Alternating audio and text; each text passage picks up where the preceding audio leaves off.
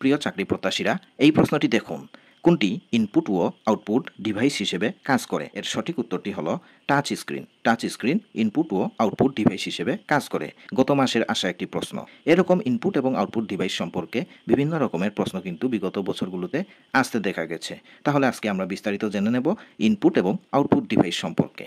দেখুন এখানে কম্পিউটারের সঙ্গে সংযুক্ত যেসব ডিভাইস ইনপুট অর্থাৎ তথ্য প্রবেশ করায় এবং আউটপুট অর্থাৎ তথ্য প্রদর্শন করে, এই উভয় উদ্দেশ্যে যখন ব্যবহৃত হয় সেগুলোকেই ইনপুট আউটপুট ডিভাইস বা ইনপুট আউটপুট পেরিফেরালস বলা হয়। এই উদাহরণগুলো ভালোভাবে মনে রাখবেন।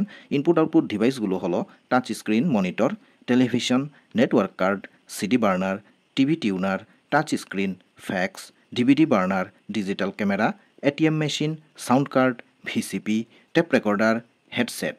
এগুলো input output device. Job affairs চ্যানেলের প্লেলিস্ট থেকে আপনি পেয়ে যাচ্ছেন এরকম আরও গুরুত্বপূর্ণ প্রশ্নের ব্যাখ্যাসহ প্রশ্ন সমাধান। ঝটপট দেখে ফেলুন।